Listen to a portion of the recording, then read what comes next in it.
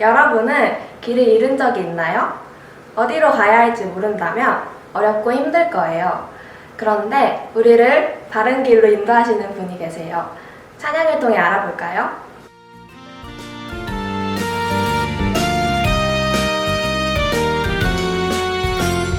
길은 멀고 험해도 주님만 바라보라.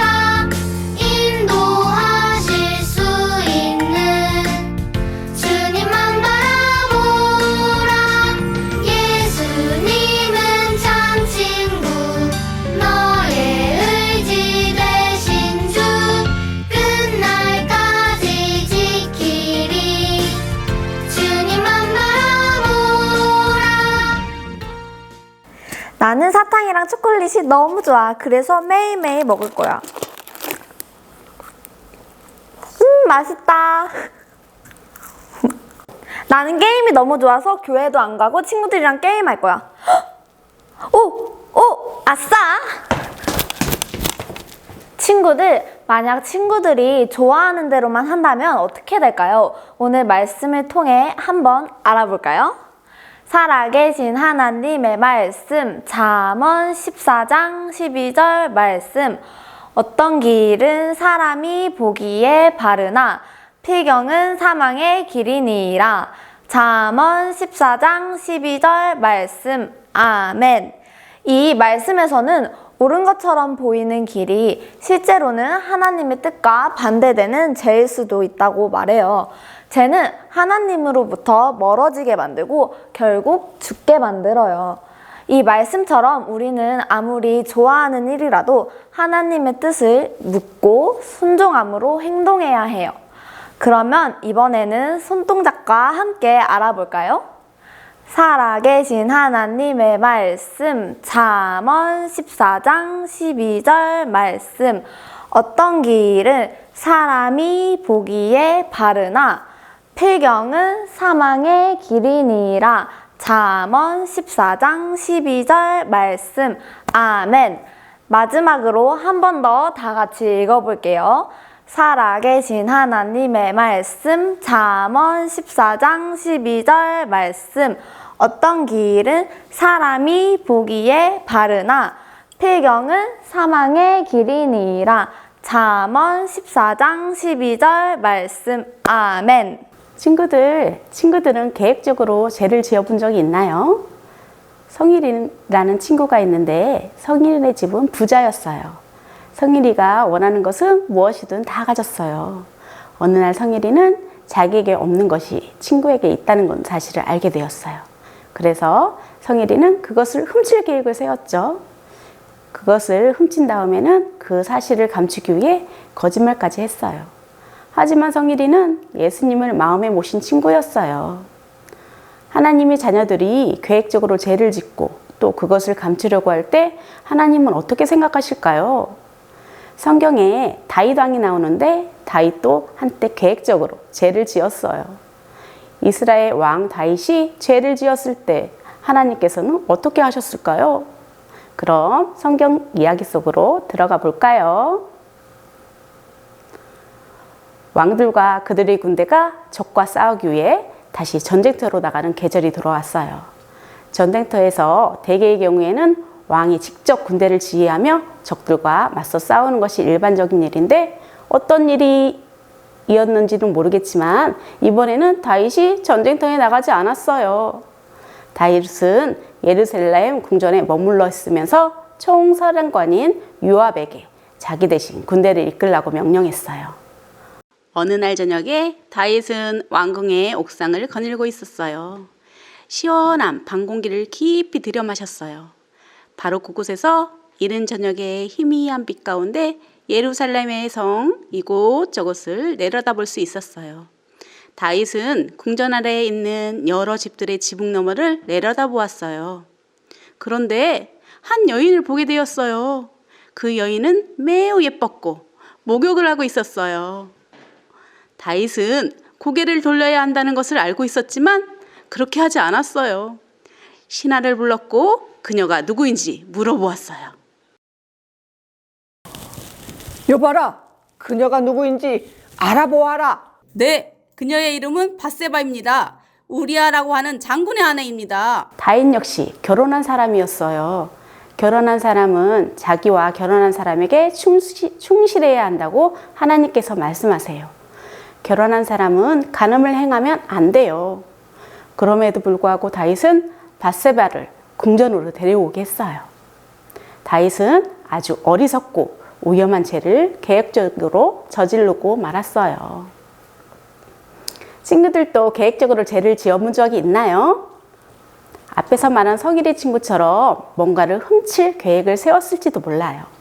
혹은 일부러 부모님 말씀을 듣지 않거나 학교의 규칙을 어겼을지도 몰라요. 어떤 친구들은 몸을 순결하게 하라고 하는 하나님의 법을 어기기도 해요. 만일 여러분이 예수님을 여러분의 구주로 믿고 있다면 죄를 선택하는 대신에 하나님의 올바른 길을 선택하세요. 하나님의 올바른 길을 알고도 죄를 선택하는 것은 하나님을 심히 거역하는 거예요. 여러분은 죄를 덮어버리거나 비밀로 할 수 있다고 생각할지도 몰라요. 하지만 여러분의 죄는 하나님 앞에서 숨길 수 없어요. 결국 여러분이 죄 때문에 벌을 받아야만 해요. 훔친 것을 돌려줘야 할 수도 있고 정학을 당하거나 학교에서 쫓겨날 수도 있어요. 계획적으로 죄를 짓는 것은 어리석고도 위험한 일이에요. 다윗은 계획적으로 죄를 지었어요. 다윗은 자기와 바세바가 서로 다른 사람에게 속해 있다는 것을 알고도 그녀를 자신의 궁전으로 데리고 왔어요. 바세바와 다윗은 마치 남편과 아내처럼 그날 밤을 함께 보냈어요. 그리고 나서 그녀는 집으로 돌아갔어요. 그날 밤으로부터 얼마 지나지 않아 다윗은 바세바가 전해온 소식을 들었어요. 그녀는 아이를 가진 것 같다며 당황해했어요. 남편 우리아는 전쟁에 나가서 아내 바세바를 만나지도 못했는데 아내 바세바가 임신을 했다면? 그건 바로 바세바가 간음을 해서 임신을 했다는 사실이 되어버리기 때문에 큰일이 아닐 수 없겠죠. 바세바는 매우 두려웠을 거예요. 다윗도 이것이 심각한 상황이라는 것을 알고 있었어요. 하지만 그는 권력을 가진 왕이에요. 그는 자기가 가진 권력을 이용해 죄를 덮을 수 있을 거라고 생각했어요. 다윗은 즉시 사람을 보내서 바세바의 남편 우리아를 불렀어요. 오, 우리아 장군 어서 오시오. 전쟁터의 상황은 좀 어떻소?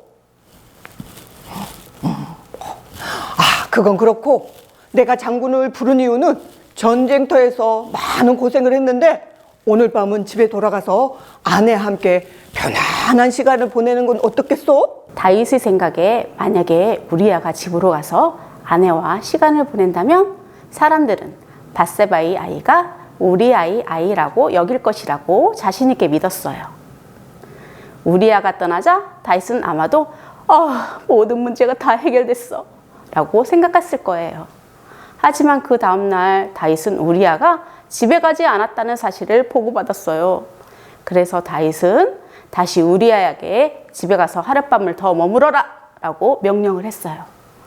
하지만 또다시 우리아는 궁전에 머물렀어요.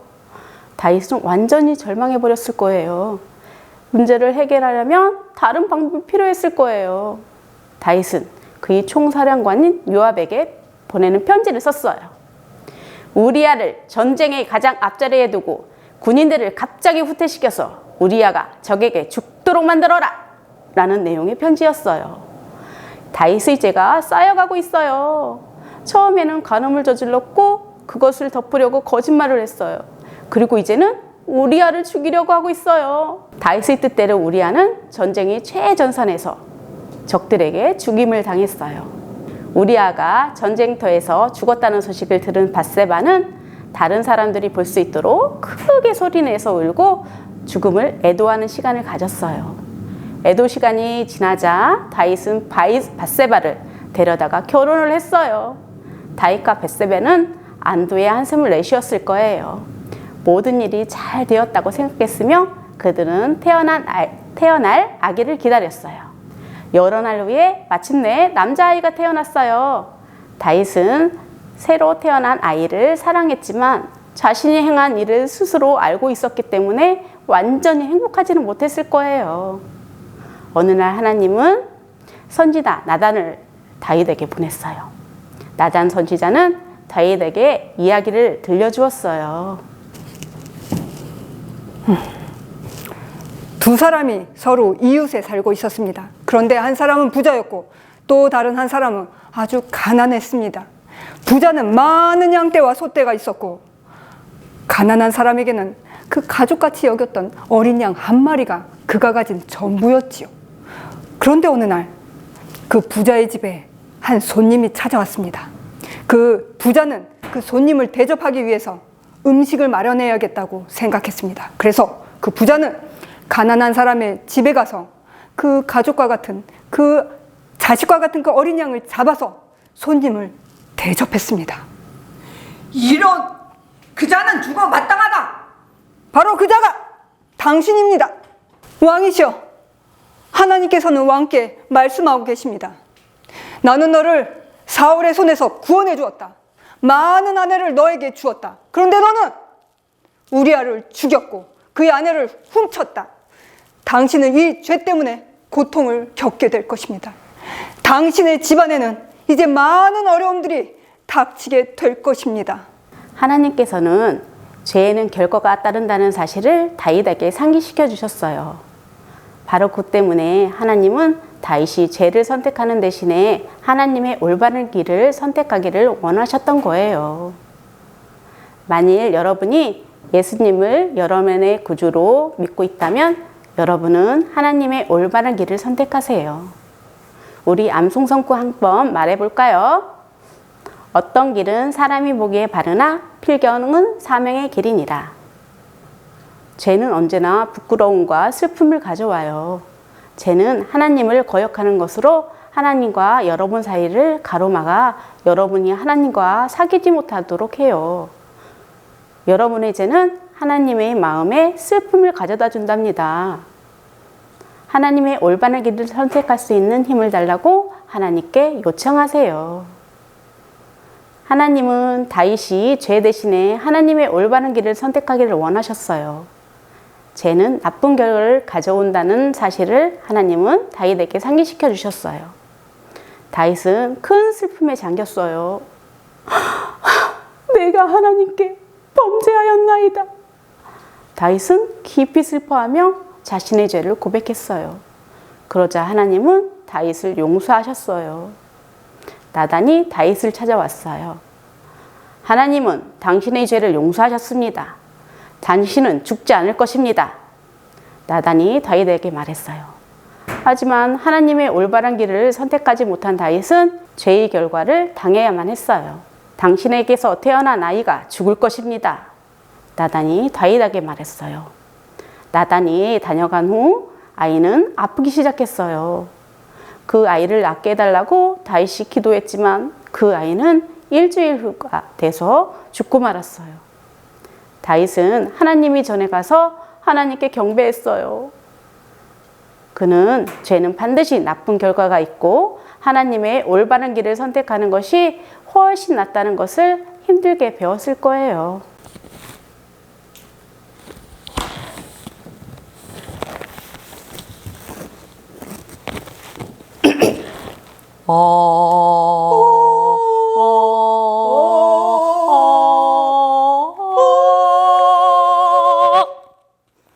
첫 번째 문제. 큐! 이번 주 암송성구에서 어떤 길은 사람이 보기에 바르나 필경은 땡땡의 길이니라.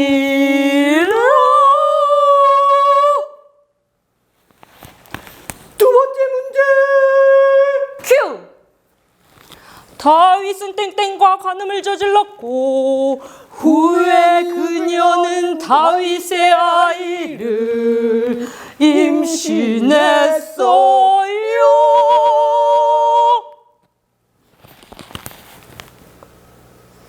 세 번째 문제. 큐! 하나님은 다윗의 죄를 깨우치게 하기 위해서 선지자 보내셨어요. 그 선지자의 이름은